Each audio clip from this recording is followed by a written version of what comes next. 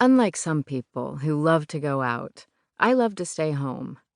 This may be caused by laziness, anxiety, or xenophobia, and in the days when my friends were happily traveling to Bolivia and Nepal, I was ashamed to admit that what I liked best was hanging around the house.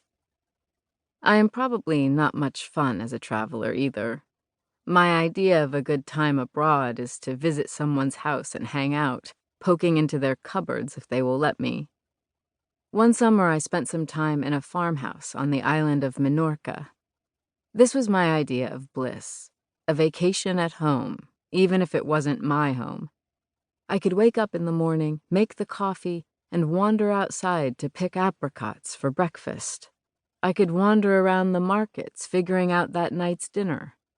In foreign countries, I am drawn into grocery shops, supermarkets, and kitchen supply houses.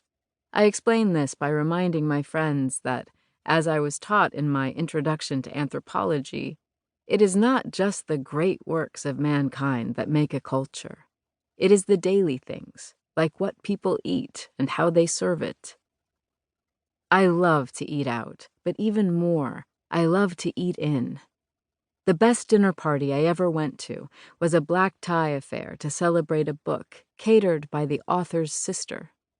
When we sat down in our long dresses and tuxedos, my heart failed. What sort of fancy something or other were we going to get? I remembered the sad story told to me by a colleague who went to a white tie dinner and received, for the main course, 1/2 of a flounder fillet. When the food appeared at this party, I could scarcely contain my delight. It was home food, the most delicious kind. A savory beef stew with olives and buttered noodles, a plain green salad with a wonderful dressing, and some runny cheese and chocolate mousse for dessert. Heaven. When people enter the kitchen, they often drag their childhood in with them. I was brought up on English children's books, in which tea time and cottage life play an important role. These formed my earliest idea of comfort, a tea table in a cozy cottage. As an adult, I have reinforced these childhood notions by reading English cookbooks as if they were novels, and rereading such classics as Consuming Passions by Philippa Puller, An Englishman's Food by Drummond and Wilbraham, as well as Food in England and Lost Country Life by Dorothy Hartley. The thing about homebodies is that they can usually be found at home. I usually am, and I like to feed people. Since I am a writer by profession, it was inevitable that I would be inclined to write about food. Now that these essays have been collected into a book, I feel it is only fair to explain a few biases.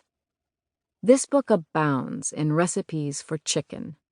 Nowadays, almost everyone I know has either given up red meat or restricts it severely.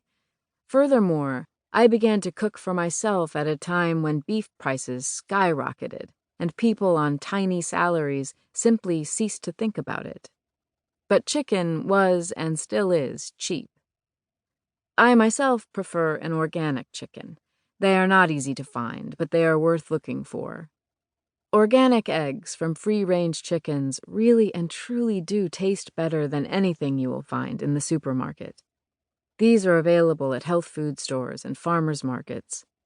These days, most people have cut down on eggs, but the few eggs you do eat ought to taste like eggs. As far as meat is concerned, if you have a source for organic beef or veal, go for it. Not only is it tastier and frequently leaner, but you also do not have to worry about feeding anabolic steroids to friends and loved ones. It is a depressing fact of life that we must now be so vigilant about what we eat. Not a day goes by that we are not told that something else is bad for us. Butter, coffee, chocolate, tap water, wheat. When my daughter was a toddler and beginning to drink large quantities of apple juice, I and the rest of the mothers in this country learned that the apple crop was universally sprayed year after year with a known carcinogen and mutagen.